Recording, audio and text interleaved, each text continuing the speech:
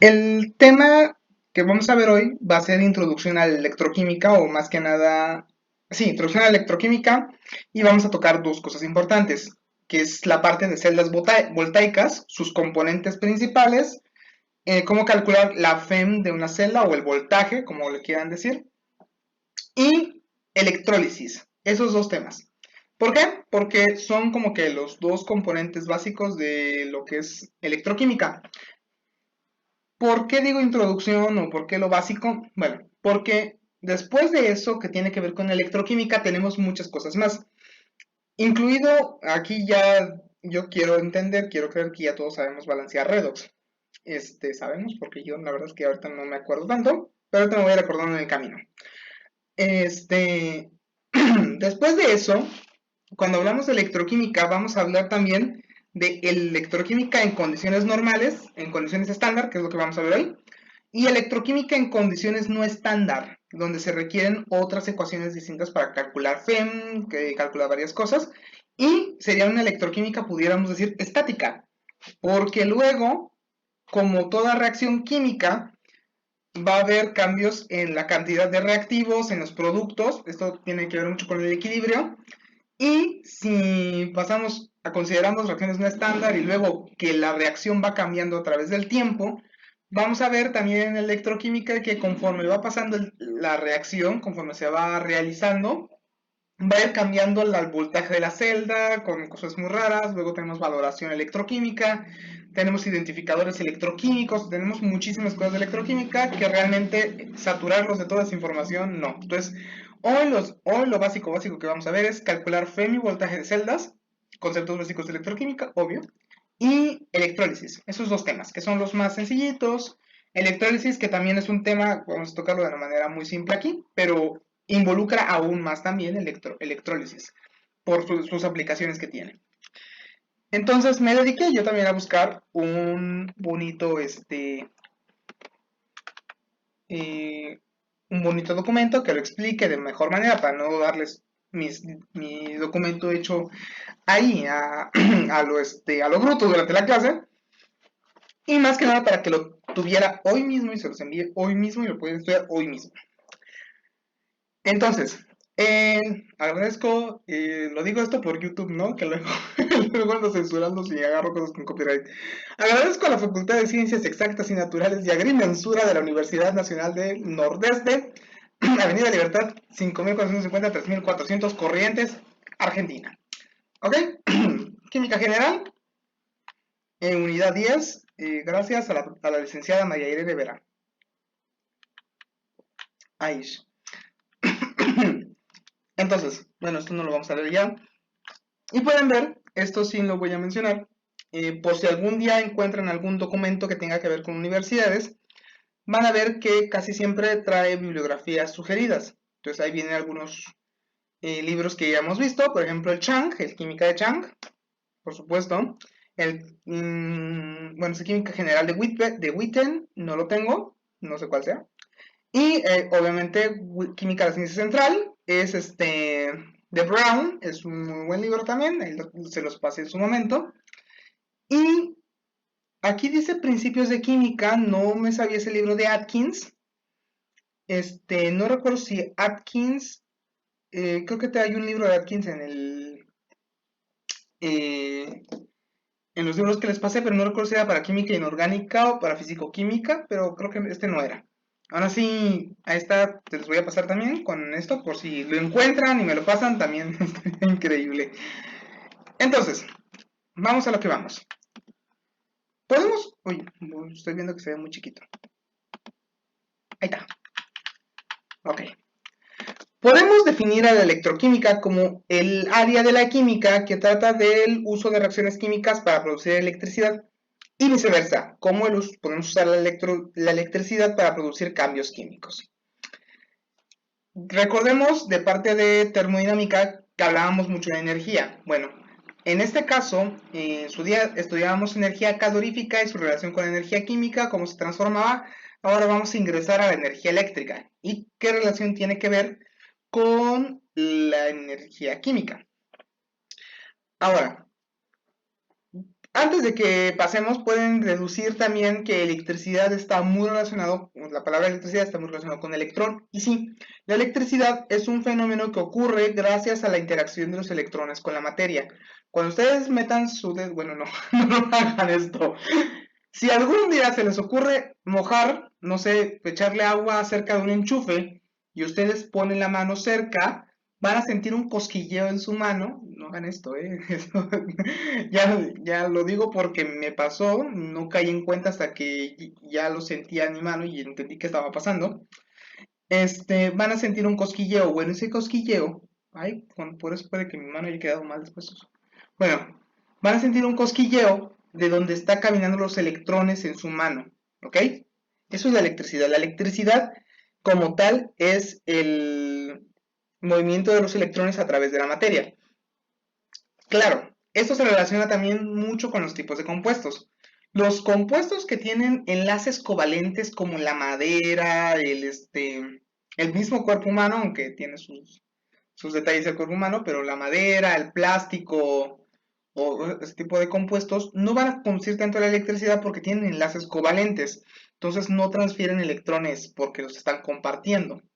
En cambio, compuestos iónicos o metales que tienen enlaces metálicos que pueden transferir muy fácilmente electrones, obviamente van a ser mucho más conductores. ¿Ok? Los elementos mayor conductores son los metales. Ojo ahí. Ahora, los procesos electroquímicos siempre son reacciones redox. Y bueno, esta energía eléctrica, bueno, la energía que se libera en una reacción espontánea se puede convertir en electricidad y la electricidad en una reacción espontánea y así sucesivamente. Vamos a ver cómo están muy relacionados el término, bueno, las reacciones eléctricas con la energía libre o la espontaneidad de la reacción. Y bueno, estas reacciones electroquímicas son utilizadas para la construcción de baterías, para galvanizado, electrodeposición o corrosión de metales, ¿no? ¿Cómo definimos qué es una reacción electroquímica y cuál no? Bueno, una reacción redox o cuál no. En una reacción redox siempre va a haber un elemento que se reduce y un elemento que se oxida. Ya hemos visto eso antes. Esto creo que lo voy a poner en una pantallita porque realmente creo que es importante analizarlo. A ver. Voy a abrir el pizarroncito. A ver si me deja.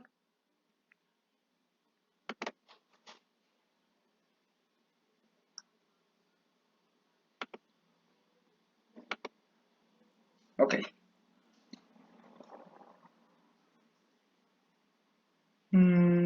Sí. Ok. Creo que ahí debe verse. Tengo una pantallita aquí que dice Need Good High Tent, no sé qué.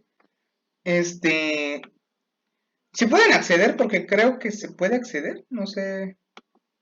No, si pueden acceder, no. Si lo ven, bien, ahí debe estarse viendo la pantallita esta. Bueno, vamos a tener siempre en una reacción química un elemento que se oxida. Ay, qué chido se ve la letra. Que se oxida. ¿Ok? Y siempre tendremos también un elemento que se reduce.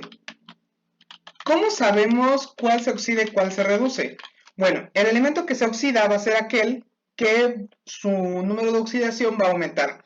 Digamos, tenemos hierro que al estar expuesto al aire libre, como resultado de la reacción del hierro y el oxígeno, el hierro pasa de estar en estado de oxidación 0 a estar en estado de oxidación más 2, ¿no? Para formar FeO. Bueno, como el hierro pasó de estado de oxidación 0 a estado de oxidación más 2, se oxidó. En cambio, el elemento que se reduce es aquel cuyo número de oxidación va a disminuir. Por ejemplo, el oxígeno mismo está el oxígeno gaseoso tiene estado de oxidación 0. Al reaccionar con el hierro pasa a estado de oxidación menos 2, es decir, se redujo. ¿Ok? Todo va en función de los electrones. Aquí es donde vamos a ingresar el término electrones. Si un elemento entrega electrones, va a aumentar su número de oxidación, tendiendo a ser más 1, más 2, más 3, y se va a oxidar. Caso contrario, si un elemento agarra electrones, va a disminuir su número de oxidación, -1, -2, y se va a reducir. Ojo, en una reacción redox, no siempre el elemento que se reduce va a llegar a un signo, su número de oxidación va a llegar a menos. Por ejemplo, el manganeso, que es un compuesto de los elementos de transición, tiene un compuesto llamado permanganato, de lo que sea, puede ser de potasio, por ejemplo. En ese permanganato, MnO7-, MnO4, el manganeso tiene estado de oxidación más 7. Y se puede reducir el manganeso a MnO con un número de oxidación +2. Entonces, como disminuyó de +7 a +2, se redujo porque entregó electrones, pero nunca pasó a tener un número de oxidación negativo, ¿ok? Entonces, no se guíen de los signos del número de oxidación, guíense de lo que de verdad pasó, si perdió electrones, si aumentó electrones, si aumentó su número de oxidación, si se redujo. Bueno, ¿cómo podemos llamar estos dos números? A estas dos cosas. Ay, ¿qué es esto? Ah,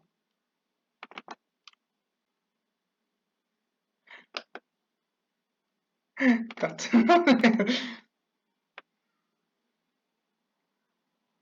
Ahí está, ahí está. Esto, ahí está. Bueno, ahora, el elemento que se oxida lo vamos a llamar agente reductor.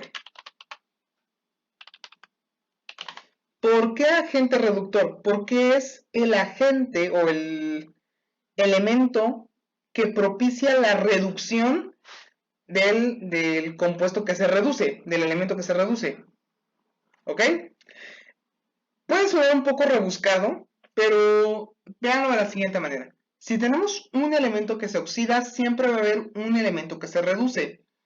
Entonces, ¿cómo vamos a definir a cada elemento? Bueno, el elemento que se oxida va a causar la reducción del otro. Entonces le vamos a llamar agente reductor. El elemento que se reduce va a causar la oxidación del otro. Entonces le vamos a llamar, y aquí es donde viene el otro concepto, agente oxidante. ¿Ok?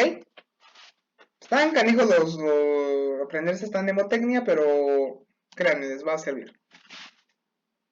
Ok, entonces ya pasamos así rápido redox. Voy a cerrar el pizarroncito y voy a compartir de nuevo esto de aquí. Ahí está.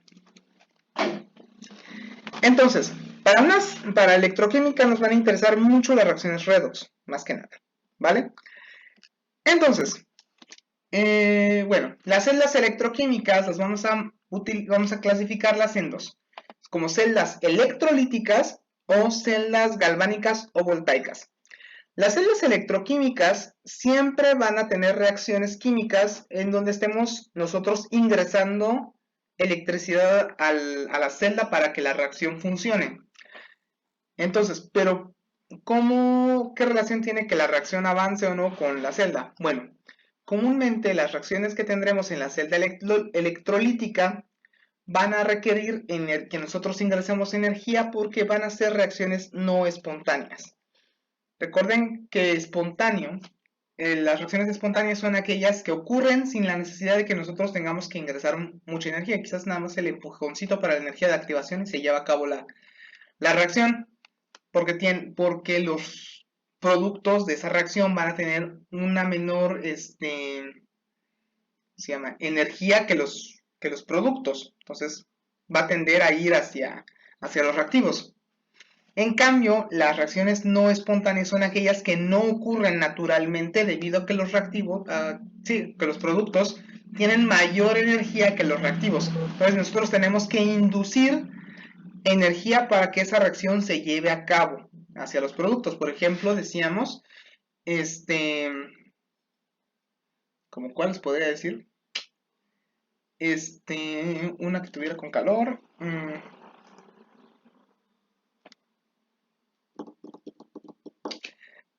Ay, no. Se me olvidan. La deshidratación de cualquier compuesto, ¿no? Digamos, no sé si se acuerdan, vimos un video hace algunas clases donde el sulfato de cobre, el sulfato de cobre pentahidratado, se calentaba para evaporar agua y obtener sulfato de cobre solo. Bueno, esa es una reacción no espontánea. ¿Por qué? Porque el sulfato de cobre requiere que nosotros le administremos energía para que el agua se separe. Es una descomposición. Entonces, al descomponer el agua, pues se evapora, ¿no? Y ya se sube. Pero el sulfato de cobre nos queda ahí ya seco. Requiere de energía para que ocurra esa reacción de descomposición. Caso contrario, cuando se hace la síntesis del sulfato de cobre. Con solo poner agua en el sulfato de cobre ocurre la reacción de forma natural. Entonces, ¿cuál es la espontánea? Es la de la absorción del agua por el sulfato de cobre. Y la no espontánea es la invertida, la descomposición del sulfato de cobre hidratado en sulfato de cobre y agua, obviamente. ¿Qué nos va a interesar? Que nosotros apliquemos energía eléctrica a la reacción para que la reacción no espontánea, esa que no se va a llevar a cabo, pues se lleve a cabo, ¿no? Ahora, celda galvánica o voltaica. Es la celda en la que nosotros vamos a aprovechar la energía de la reacción redox para que se realice un trabajo eléctrico. Así de fácil. Imagínense las pilas. Todas las pilas que nosotros tenemos en nuestro teléfono, antes, en mis tiempos, abríamos la carcasita de aquí y se podía ver la pila, era una cosa así, como una cantimplora, más o menos, pero de energía eléctrica. Era una tablita que ahí era donde están los reactivos, pudiéramos decir, que llevan a cabo la reacción química que produce la energía eléctrica que alimenta los teléfonos. Y aquí es donde viene lo perfecto para entender espontánea y no espontánea. Agarramos nuestro teléfono, ¿no? Aquí, yo creo que tengo ahí una notificación de Gmail. La celda que tenemos, o la pila que tenemos en nuestros teléfonos, es de litio, mayormente. Digo mayormente porque casi la mayoría de los teléfonos en la actualidad usan litio. Si nosotros usamos nuestro teléfono, vamos a usar la energía eléctrica que emana de la pila. La reacción de producción de energía eléctrica es espontánea, porque es la que se lleva a cabo y que suministra la energía para el funcionamiento del teléfono. Cuando se nos descarga el teléfono, ¿nosotros qué hacemos? Bueno, agarramos un cargador, lo conectamos y listo, y ya empieza a cargarse la batería. Pero desde un punto de vista electroquímico, lo que nosotros estamos haciendo al cargar nuestro teléfono es que estamos provocando que se lleve a cabo la reacción no espontánea. Estamos invirtiendo la reacción de tal forma que los productos que se formaron mientras utilizábamos el teléfono ahora se están convirtiendo en reactivos. Y esos reactivos quedan listos y preparados para que cuando nosotros desconectemos el teléfono, se lleva a cabo de nuevo la reacción química en sentido contrario. Ojo, chequense eso, ¿no? Por esa razón es que bueno, en su día, muchos teléfonos se recomendaban no cargarlos al 100% y de hecho a la actualidad todavía sigue siendo recomendable, ya no tanto como antes, pero ahorita también es recomendable, si pueden evitarlo. Porque si nosotros, bueno, no tanto cargarlo al 100%, sino dejarlo cargado al 100% y que esté usándose al 100%, ¿no? Porque al suministrar más energía eléctrica podría llegarse a ocurrir que la reacción se sobresature hacia un lado y se empiece a formar algunos reactivos de más o que los reactivos lleguen a puntos no necesarios y bueno, no se recomendaba por cuestiones de equilibrio electroquímico, pero no se preocupen que con las baterías actuales ya se ha solucionado un poco eso, aunque no termine de solucionarse, pero por química, ¿no? Entonces vamos a, de manera rápida, ver las celdas electrolíticas. Las celdas electrolíticas son más o menos así. Tenemos un ánodo y un cátodo, ¿ok? Voy a leer textualmente porque realmente no hay mucho que decir, que no se resume ahí. Consta de un recipiente en el que, con el material de nuestra reacción y los electrodos que van a estar sumergidos en ese material y que van a estar conectados a una batería. ¿Ok? Así de fácil. La pila es el recipiente con nuestros dos electrodos y una solución iónica. No, y bueno, los dos electrodos están conectados a una fuente de poder, que puede ser una batería, un acumulador, etcétera, etcétera. Nosotros, siempre que hablemos de celdas electrolíticas, va a ser que nosotros vamos a añadir electricidad a nuestra reacción, o bueno, a nuestra solución para que ocurra una reacción. Los electrodos, comúnmente, son superficies sobre las que tienen lugar las semireacciones de oxidación y de reducción. Ahora vamos a ver lo de semi. Pueden o no participar en las reacciones. Comúnmente se prefiere que sean ánodos que no, bueno, electrodos que no participen en las reacciones. Por ejemplo, que sean inertes, como dice ahí.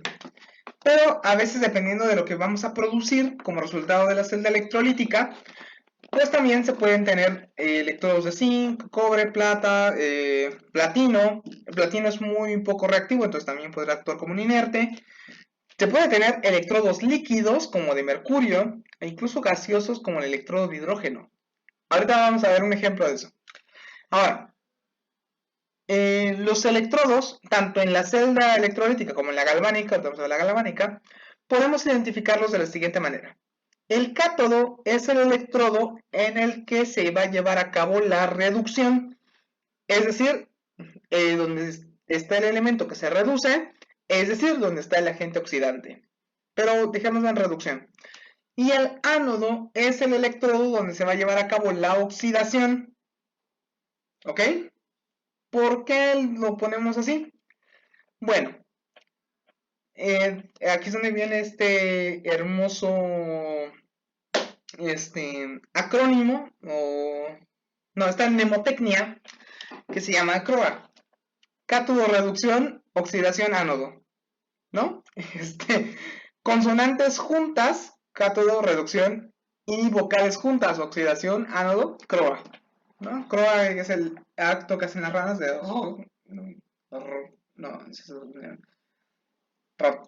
una cosa así es. Rabbit, algo así. Las ranas. Esta mnemotecnia, fíjense para que vean cómo se aprenden cosas nuevas siempre. Yo no la tenía en mi mente, yo no me la habían enseñado nunca.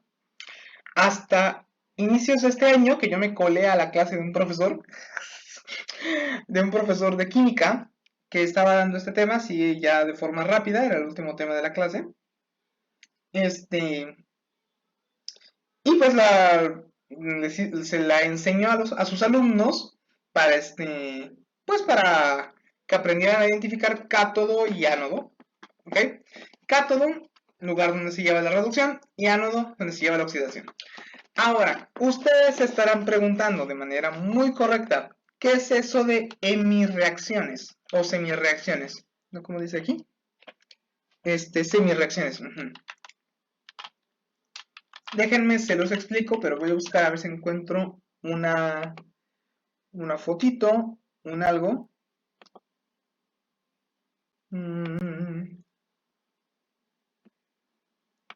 A ver.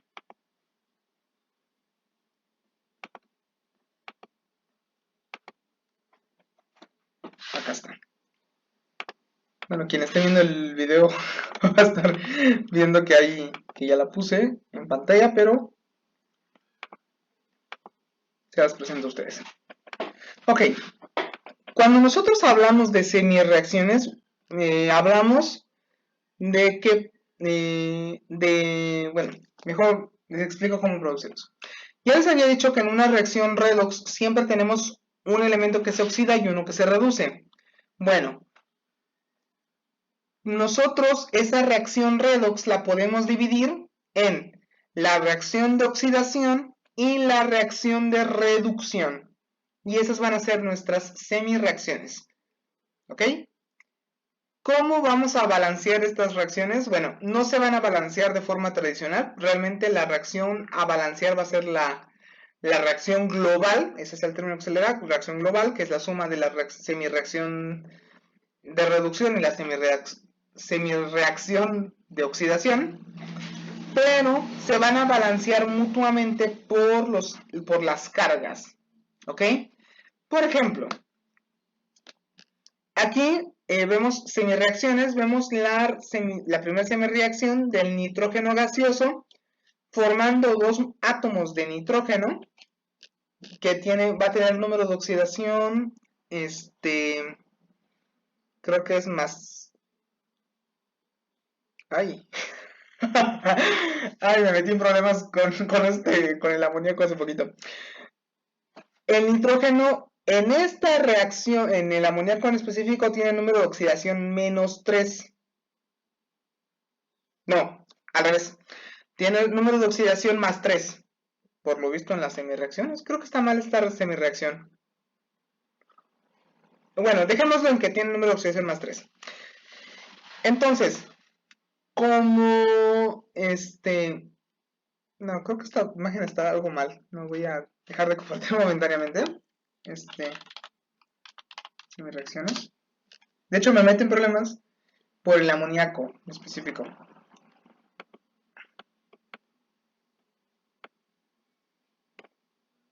Y luego hay algunas reacciones, por ejemplo, bueno, algunos compuestos como el amoníaco, donde el nitrógeno va a actuar, según yo, debe ser -3, el número de oxidación del nitrógeno.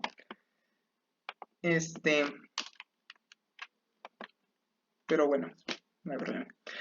Ok, este me gusta más.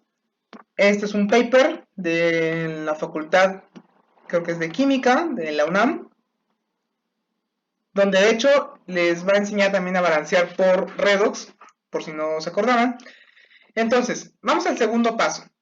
En el segundo paso tenemos las semirreacciones, que son de oxidación y de reducción. Vemos, de acuerdo a la reacción global, que es la que está marcada en azul, que el nitrógeno, bueno, ya luego en el primer paso se muestra que la valencia del nitrógeno en el KNO2 es +3 y luego en el NO2 es +2. Como pasó de +3 a +2, perdió un electrón y se redujo, ¿no? No, ganó un electrón y se redujo. Y esa es la reacción de la semirreacción de reducción.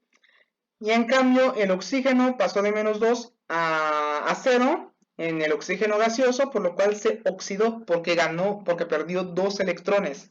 Y esa es la semirreacción de oxidación, ¿no? Entonces, bueno, aquí lo que hacía falta en las semirreacciones, y por eso se balancea aquí, en las semirreacciones lo que tenemos que balancear siempre son las cargas.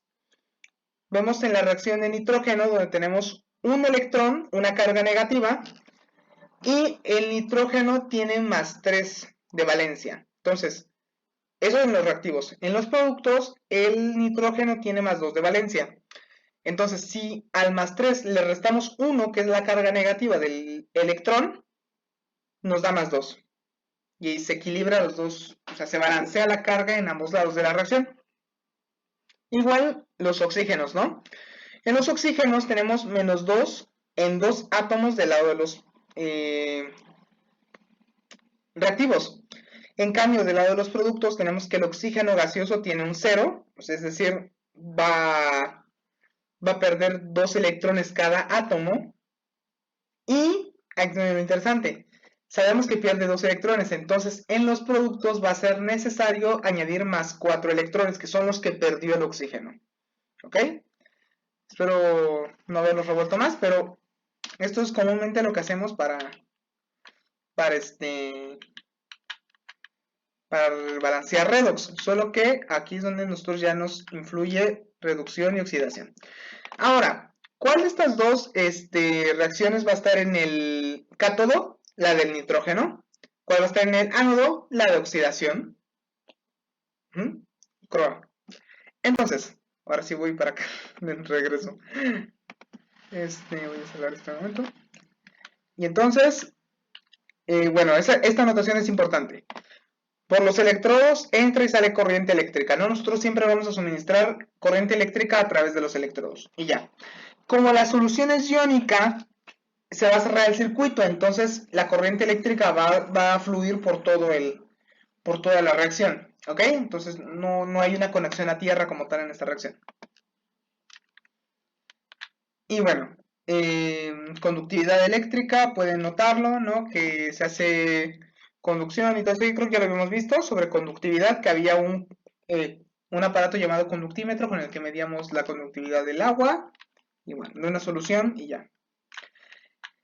Para las celdas galvánicas, esta es su reacción. Veían en la celda electrolítica que todo estaba como en un mismo, en un mismo recipiente. Bueno, en la celda voltaica no. En la celda voltaica el ánodo va a tener su recipiente y el cátodo va a tener su recipiente.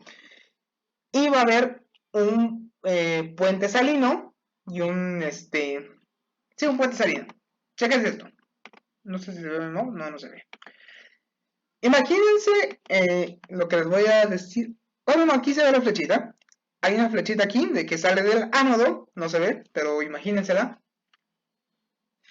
Los electrones salen del ánodo, se van por todo el cablecito de aquí y vienen al cátodo.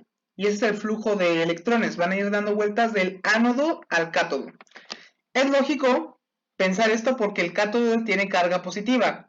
Entonces, al tener carga positiva, los electrones van a sentirse atraídos a la carga positiva. Acuérdense, electrones tienen carga negativa. El negativo con positivo se atraen. Listo. Y el puente salino sirve para cerrar el circuito. Por eso es un puente salino, porque tiene una sal, una disolución que permite la conductividad eléctrica. ¿Ok? Y comúnmente las celdas galvánicas tienen una reacción redox espontánea. Y bueno, no sé si se acuerdan de esta reacción que habíamos visto en su momento. Bueno, no la habíamos visto, venía en el examen de la Olimpiada. La pila de Daniel.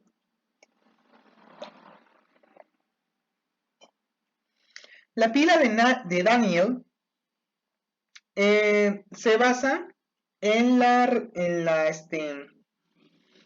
reacción para obtener cobre metálico puro. Pero a cambio de obtener ese cobre metálico puro, vamos a tener que oxidar al zinc. Vamos a tener que el zinc va a tener que ceder electrones. Entonces, como la oxidación del zinc ocurre espontáneamente, esa es la realidad, ocurre espontáneamente, pues esos electrones van a pasar por acá, por nuestro cablecito que conecta los electrodos y van a llegar a la disolución de cobre. Y el cobre se va a reducir. En lugar de estar en sulfato de cobre, va a estar, ¿cómo se llama? Se va a purificar, pudiéramos decir. Ojo, y aquí es donde viene la nota clave. Ahí dice disolución de sulfato de zinc y sulfato de cobre. Y los electrodos son de zinc y cobre. ¿Cómo ocurre esta reacción? Bueno, la reacción en sí es que, y aquí voy a mostrarles las reacciones, de hecho es esta de acá, el zinc cede un par de electrones al cobre para que el cobre se reduzca y se forme cobre sólido, mientras que el zinc se va a oxidar. Entonces, ¿qué ocurre aquí? El zinc va a ceder esos electrones que van a pasar por donde dice voltímetro, van a llegar al cobre, y el electrodo de cobre, ustedes pensarán, el cobre ya está, pues ya está sólido, ¿no? Por algo está el electrodo de cobre. Imagínense el electrodo como un palito, no así, no hay pierde. Entonces, ¿de dónde va a salir cobre, ion cobre? De la disolución de sulfato de cobre, amigos. Recuerden, la disolución de sulfato de cobre va a haber disociado el sulfato de cobre, se va a disociar en iones sulfato y iones cobre.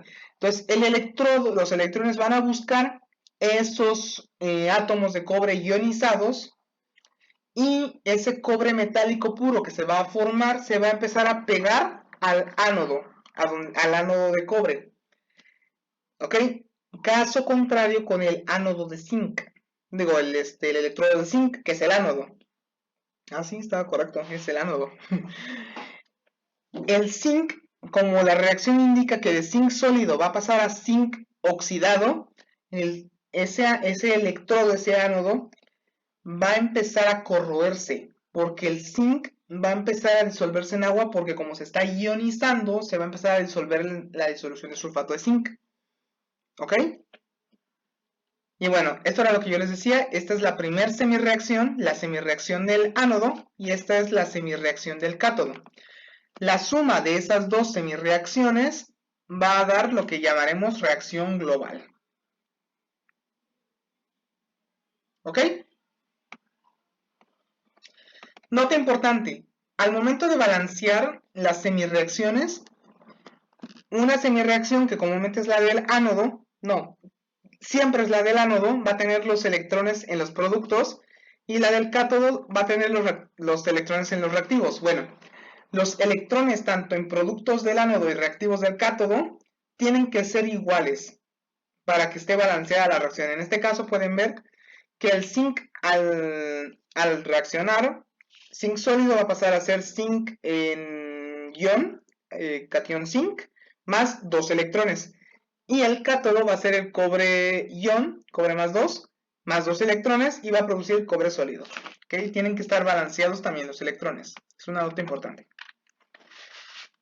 Y bueno, esto era lo que yo les decía. A medida que el zinc se oxida en el ánodo, los electrones quedan libres y fluyen a través del circuito externo hasta el cátodo, donde se consumen a medida que el cobre se reduce. A medida que el zinc se oxida, el electrodo de zinc pierde masa y la concentración de zinc en la solución aumenta. ¿Ok? Y bueno, el electrodo de cobre gana masa y la solución de cobre se hace menos concentrada a medida que los iones de cobre se reducen a cobre. ¿Ok? Aquí viene mucha teoría de cómo funcionan la celda galvánica, entonces no... Bueno, de hecho, aquí explica cuál es la razón del puente salino. Esto no lo voy a preguntar realmente, lo que necesito es que entiendan que el puente salino funciona para transferir electrones. Y bueno, diagrama de pila. El diagrama de la pila es importante porque nos indica la posición del cátodo y del ánodo. ¿Ok? El ánodo se escribe primero a la izquierda. Ahí vemos que recuerdo con el diagrama de la pila de Daniel, zinc azufre, que es el reactivo, zinc más 2, que es el producto, en el ánodo. En el cátodo tenemos cobre más 2, que es el reactivo, y cobre sólido, que es el producto. Entonces, pueden ver más o menos que tenemos la línea, ahí esa línea paradita, que es como que la convención, ¿no? Que del lado izquierdo de la pila tendremos el reactivo y del lado de la derecha el producto, y de igual del lado derecho donde está el cobre, el lado de la izquierda tenemos el reactivo y del lado de la derecha tenemos el producto. Esa doble línea que está en medio es el puente salino. Eso es lo que significa el puente salino. ¿Ok? Entonces es mucha convencionalidad, ánodo, puente salino, cátodo. Y aparte en la sección de ánodo y cátodo, reactivo, línea, producto. Pueden ver que dice 1 molar, tanto zinc como cobre. Recordemos, o mejor dicho, como parte de la teoría de la electroquímica, las condiciones estándar para un potencial de celda o un voltaje de celda es que las disoluciones van a estar a 1 molar. Esa es una nota importante, ahorita les voy a explicar por qué. Pero recuerden que las condiciones estándar en cuanto respecta a concentraciones para pilas es que las soluciones deben estar a 1 molar. Y bueno, les muestro aquí la pila de Daniel, aquí arribita. Pueden ver que el zinc y el cobre inician así como unos palitos. Estos son los electrodos. En este caso este es el cátodo y este es el ánodo. Conforme pasa la reacción van a ver que el ánodo, que es el zinc, el cátodo. No, sí es el ánodo. No le hagan caso, aquí dice cátodo. El zinc, que es el ánodo, no, es el cátodo. Está mal ahí arriba, es el cátodo. El zinc, que es el cátodo, que es el que se oxida, se va corroyendo. Veanlo, ya está más flaquito el tubito. En cambio, el cobre, que es el ánodo, porque el cobre es el que se oxida, es el que gana electrones, se va viendo más rechonchito. Eso es porque realmente el zinc se está corroyendo, el zinc puro se está reduciendo y se está disolviendo en el agua. No, se está oxidando y se está reduciendo en el agua. No, sí es el ánodo. El zinc es el ánodo y el cobre es el cátodo. El zinc se está oxidando de zinc 0, está pasando a zinc más 2, ya, y se está disolviendo en el agua, mientras que el cobre, como el cobre disuelto en el agua, que es tiene número de oxidación más 2, pasa a ser de número de oxidación 0 y se va depositando en las paredes del electrodo, se va pues, como dije, oxidando, ¿no? Pero en este caso oxidando en el sentido de que se va aumentando electrones. No, el zinc se oxida, es el ánodo. El cobre se reduce, es el cátodo, ya. Para que vean, es un desastre a veces, al menos mi cabeza con oxidación y reducción. No, la verdad es que lo electrónico no es lo mío. Zinc se oxida, es el ánodo. Cobre se reduce, es el cátodo. Aquí está mal la imagen, no le hagan caso. Esto está mal. Bueno, ya. Espero ustedes puedan identificar bien qué es ánodo y qué es cátodo, porque realmente yo... No, ahorita vamos a hacer ejercicios, no se preocupen. Ahora, la corriente eléctrica, pues ya dijimos, fluye del ánodo al cátodo, ¿no? Esto ocurre porque hay una diferencia de potencial eléctrico entre los dos electrodos. Y entonces, al ser esa energía potencial mayor en el ánodo que en el cátodo, pues va a causar que los electrones fluyan en esa dirección, de ánodo a cátodo.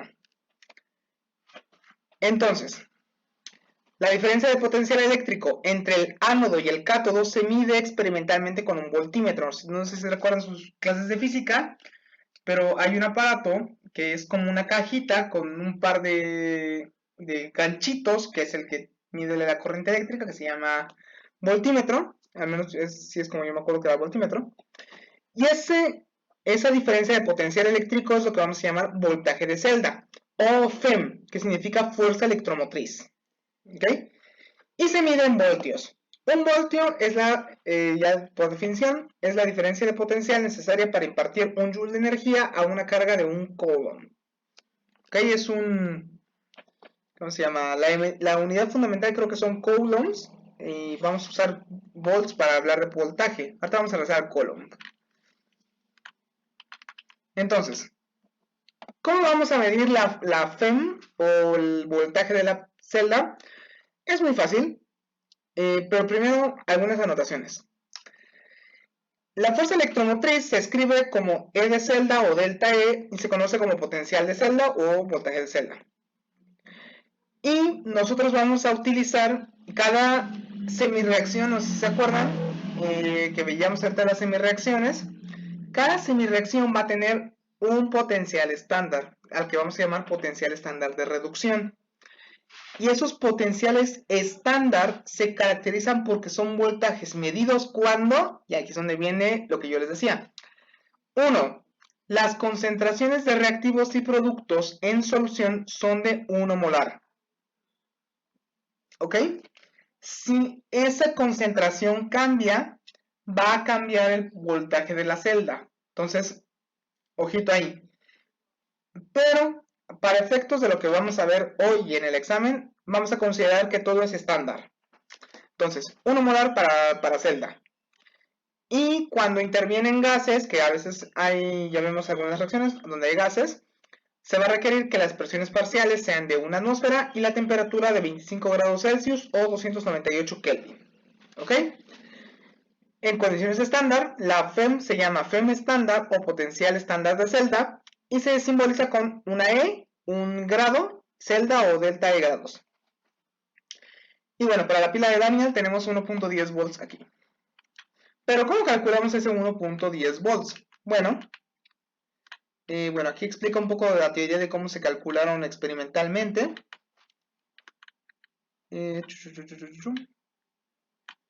Acá está. Se puede calcular el potencial de cualquier celda mediante la siguiente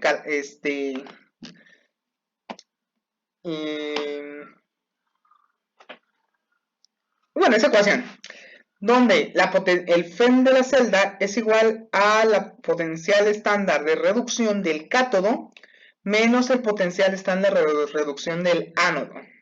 ¿Ok? Ahora, quiero que quede algo claro. Recuerda en CROA, el cátodo es donde se reduce uno de los elementos, ¿no? Entonces, por eso en esa fórmula aparece potencial estándar de reducción del cátodo en positivo. No hace falta hacerle nada más porque como va, ¿no? Así es. En cambio, en el ánodo ven que se le va a restar el potencial estándar de reducción del ánodo, por la sencilla razón de que el potencial estándar del ánodo de reducción no tendría sentido, porque en el ánodo ocurre la oxidación. Entonces, ¿por qué le estamos poniendo el signo negativo? ¿Recuerdan cuando a la entalpía nosotros le poníamos un signo, por ejemplo, más, y cuando invertíamos la ecuación había que cambiar el signo a menos?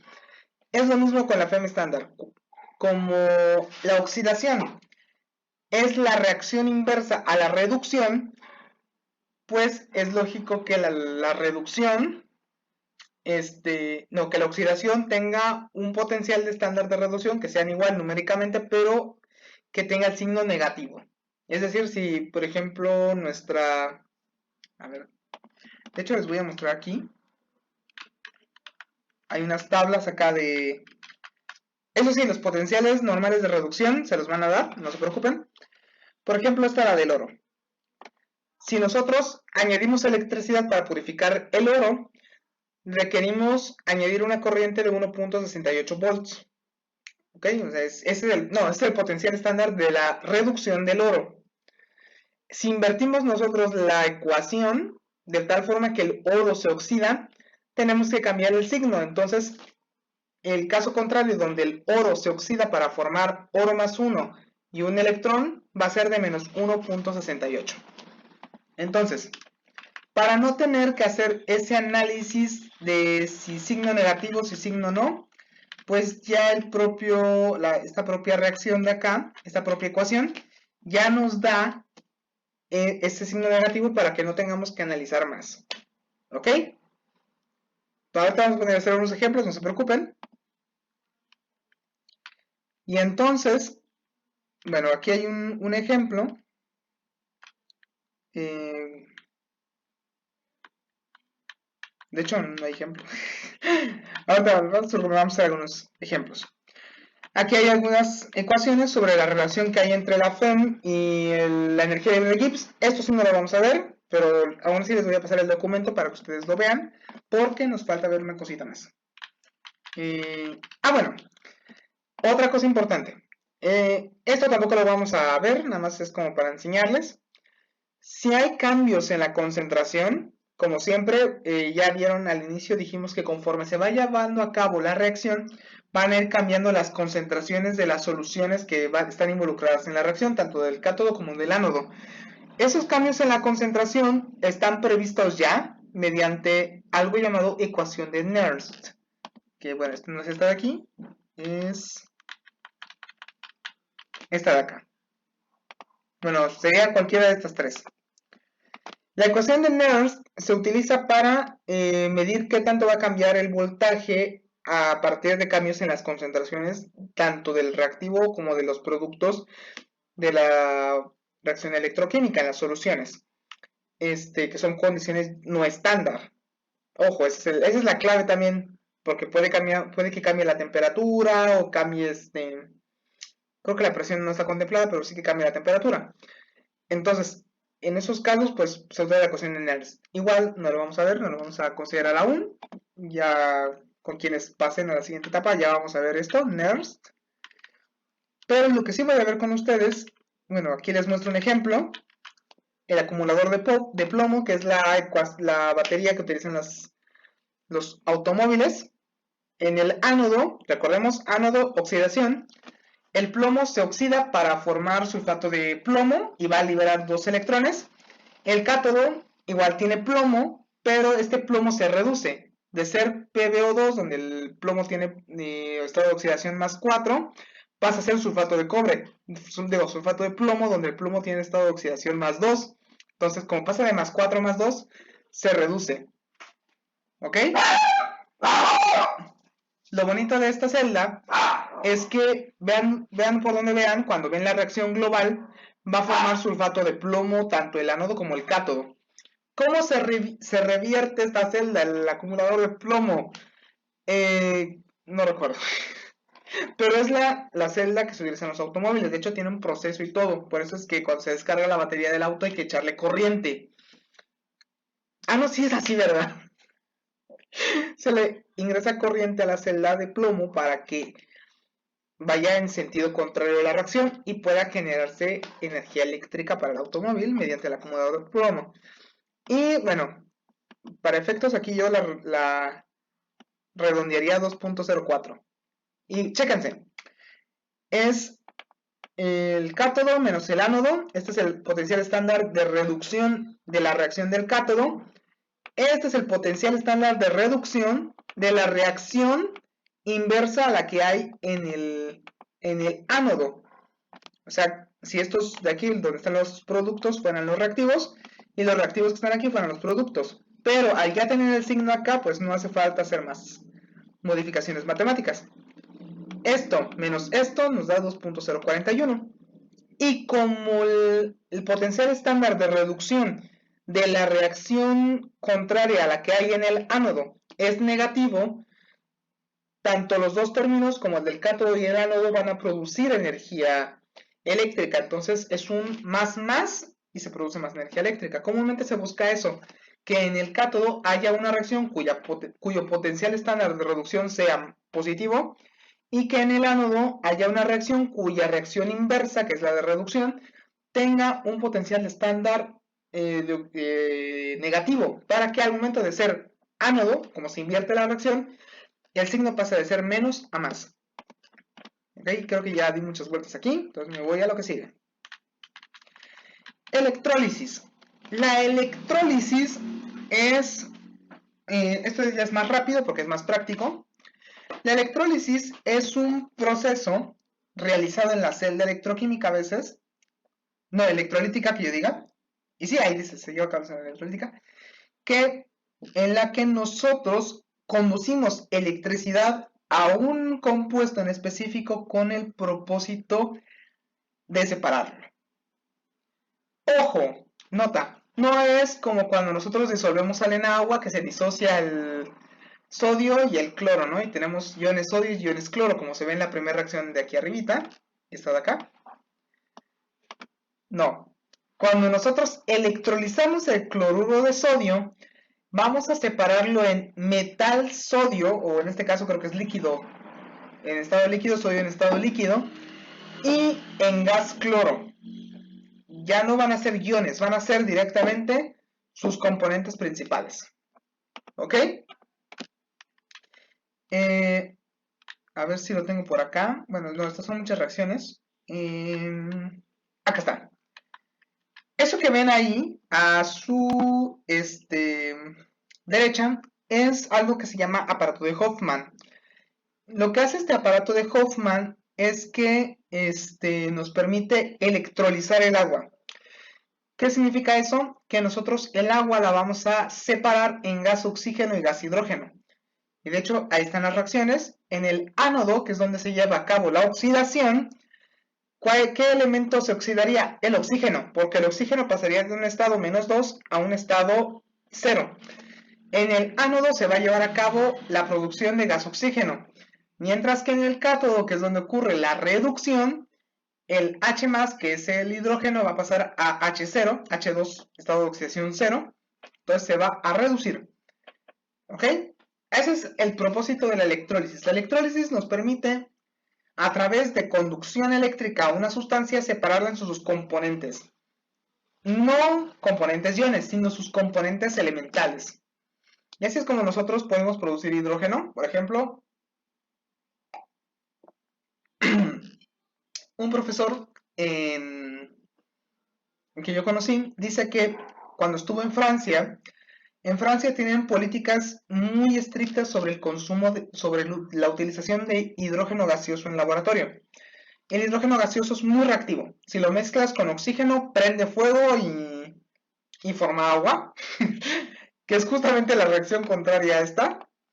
Hidrógeno más oxígeno va a formar agua, es la reacción contraria. Entonces, debido a las políticas francesas, no podían tener tanques de hidrógeno en sus laboratorios. ¿Cómo hacían para obtener hidrógeno? Pues usaban electrólisis del agua. Tenían un aparato en el cual ellos ponían agua, conducían energía eléctrica y tenían un aparato captador de hidrógeno. Pueden ver que donde se encuentra el cátodo es donde se va a producir el hidrógeno. Entonces ahí era donde ellos captaban el hidrógeno en ese aparato, donde cercano al cátodo. Entonces el hidrógeno gaseoso ellos los producían a través de la electrólisis del agua.